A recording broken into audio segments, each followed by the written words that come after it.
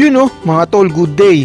Ngayong araw ay magluluto tayo ng spicy chicken na napaka-solid. Kaya natin to, let's go. Meron na ako dyan ni readyng manok na pinakuluan kanina. Tapos bago ko pakuluan yan, nilagyan ko muna yan ng mga aromatics na sibuyas, luya. Tapos yung kulay itim na yan tol, star anise yan. Tapos meron tayo dyan bawang. At saka meron din tayo dyan spring onion. Tapos tol, syempre hindi mawawala dyan ang asin at paminta at tubig. After 20 minutes, okay na yan. Tapos nag-ready na din ako dito tol ng sibuyas, bawang, sili at saka ng butter para mamaya pagluluto natin ay mabilis na. Ginayat ko ng lahat yan tol. Tapos itong manok, pinagpahinga lang natin yan hanggang sa lumamig. Tapos ipiprito natin yan hanggang sa mag golden brown. Tol, hintayin nyo munang lumamig yung manok bago nyo iprito para hindi matilamsik. Kasi masakit sa balat yan, tuklap talaga yan. Pag golden brown na, okay na yan tol, hanguin na natin yan. Hindi mo na naman matagal iluluto yan kasi nailaga na natin yan. Tapos proceed na tayo sa sauce. Lagay na natin yung ating butter. Tunawin lang natin yan. Tunawin lang natin yan tol hanggang sa matunaw. Tapos pag natunaw na yan, lagay na natin yung ating bawang. Tapos halu-haluin mo lang tol para hindi masunog yung ating bawang. At pag okay na yan tol, pwede na nating ilagay yung ating sili tsaka sibuyas. Siyempre dapat medyo maraming sili para spicy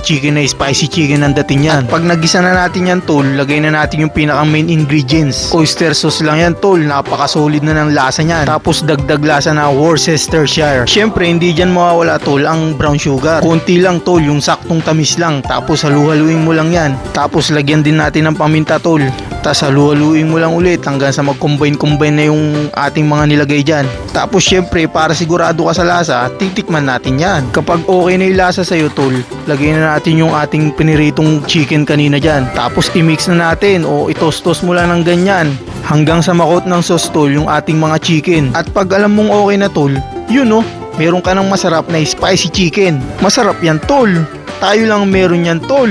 Try mo yung ganyan tol, sigurado mapaparami ka ng kain. Ang sarap ipagulong yan sa kanin tol. Kaya nag-ready na agad ako ng kanin dyan. Ano pang hinihintay tol? Tikman na natin yan. Tingnan mo yung kinalabasan ng ating manok juicy yan. O teka, alam ko nasa isip mo tol. Siguro nasa isip mo mas masarap pang pulutan yan, talagang quality yan.